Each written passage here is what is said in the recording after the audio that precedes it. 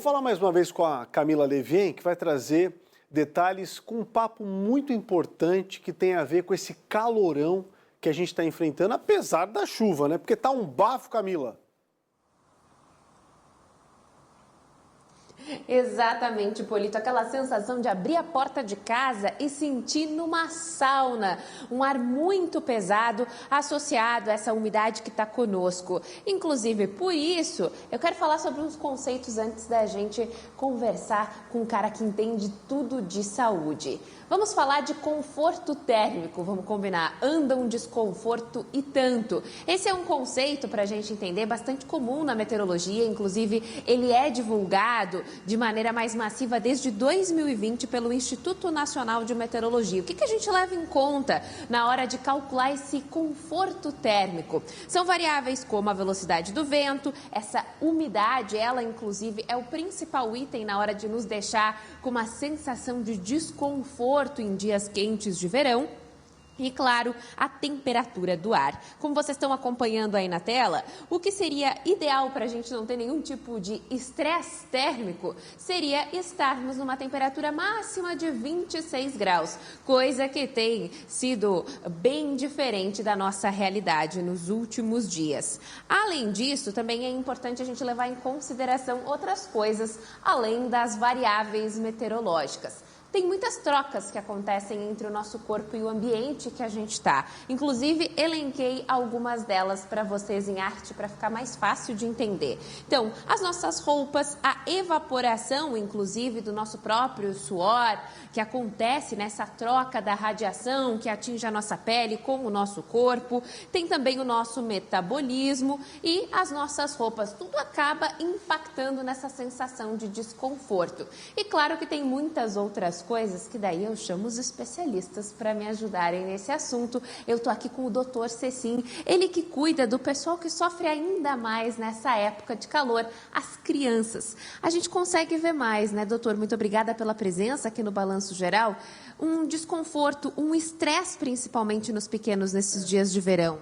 É engraçado, né, que essa geração, ela suporta melhor o frio do que o calor.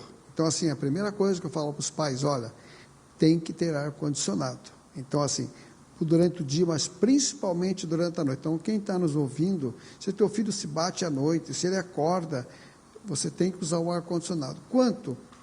A sensação de conforto, exatamente. Então, bota uma roupinha pequena, né, manga curta, e colocam um paninho de algodão por cima, só para, e deixa ele ali. Ele vai dormir maravilhosamente bem. Então, isso é a primeira coisa. Então, assim, entender que as crianças hoje sentem muito mais o calor, e isso as irrita muito mais do que o frio.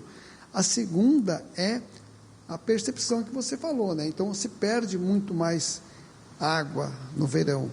E aí, o que acontece? Existe uma desidratação subclínica, uma falta de água. E a criança, ela tem quase 80% de água. Então, de 10 quilos, 8 quilos é água. Então, se você não repõe aquela água, essa criança também começa a ficar irritada, ela fica mais cansada. E o que acontece? Ela fica mais propícia a ter todas as infecções, seja ela respiratória, seja ela da pele, porque a pele também desidrata, ou seja, as infecções intestinais. Então, o grande vilão não é o bichinho lá, o norovírus, é a criança, o adulto que está desidratado e não percebe que está desidratado. Então, fundamental hidratar. E aí, você escuta, né? Toma 5 litros, toma 4, toma. Não. Você vai tomar a quantidade que você precisa. Então, se você fizer uma atividade física intensa, você vai ter que tomar X água, porque você vai perder. Mas se você não faz, você precisa de menos água. Então, qual é o critério para as crianças, para os adultos, para todas as pessoas que nos estão ouvindo?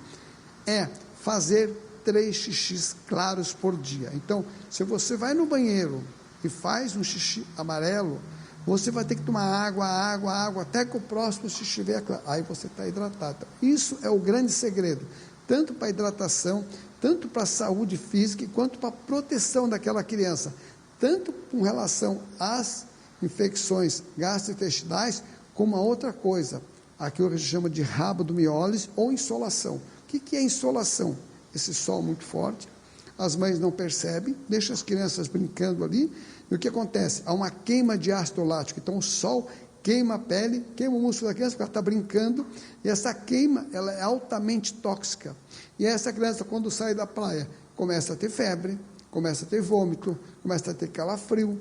O que é isso? Não é nada, é simplesmente uma insolação. Então, assim, cuidar bastante, os dias estão muito longos, estão muito quentes. Então, tem que proteger as crianças. Por quê? Porque o verão é uma estação bonita, é uma estação, mas toda estação bonita, tudo que é bonito precisa de cuidado. E principalmente as crianças que muitas vezes não sabem pedir, não têm noção, os pais têm que estar sempre atentos para ajudá-las e até para que tenha um verão saudável e feliz, né? E dicas muito valiosas, e também há um fator psicológico em relação a esses dias de muito calor. Dá para perceber que as crianças acabam ficando um pouco mais ansiosas, os adultos também, né? Vamos combinar, a gente fica um pouquinho mais estressado em dias de calor. A gente tem uma combinação esse ano horrível, que é sol, calor e umidade acima de 70. Então, só para você entender, nas doenças respiratórias, uma das principais ações que você tem para que a pessoa respire bem, respire com o nariz, não abra a boca e não tenha infecção, chama-se manter a umidade abaixo de 70. Isso acontece no outono, no inverno, na primavera, mas no verão é a primeira vez que a gente tem. Então, eu aconselho a todo mundo, geralmente eu dou um reloginho para que você tenha em casa um relógio onde marque a umidade. Como é que baixa a umidade? O ar-condicionado no dry, tá?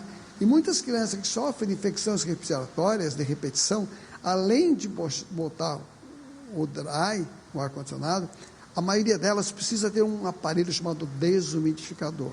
E é impressionante que aquele desumidificador grande tiram 3 a 5 litros de água de um quarto, chegam a tirar 20 litros num mês. E daí, depois disso, o pai fala assim, meu Deus do céu, estamos tudo respirando bem aqui em casa, o ar mudou aqui em casa, mas você não vê, mas ela está impregnada na parede. Por quê? Em Florianópolis, ou você vive em cima da água, ou a água está em teu redor. Então, a umidade em Florianópolis é o nosso grande calo, nosso grande desafio para construir uma saúde, principalmente das vias respiratórias das crianças. Muito obrigada, doutor Cecim. Daria para fazer um papo de horas aqui, ainda mais com tantas informações relevantes. Eu já estou anotando a minha dica do desumidificador, não estou nos pequenos, Polito, mas também estou sofrendo bastante, inclusive a gente que é profissional da voz. É contigo aí no estúdio. Obrigado, Camila. Dá um abração muito apertado no doutor Cecim, que eu sou fã dele. Já ganhei, inclusive, um reloginho desse aí, viu? Fez diferença pra caramba lá em casa. Doutor Cecim, que não dá só aula por aqui quando fala das questões de saúde, mas também é um cara extraordinário e é o dono do tomate seco mais gostoso do Brasil. Fala pra ele que ele tá me devendo um, inclusive.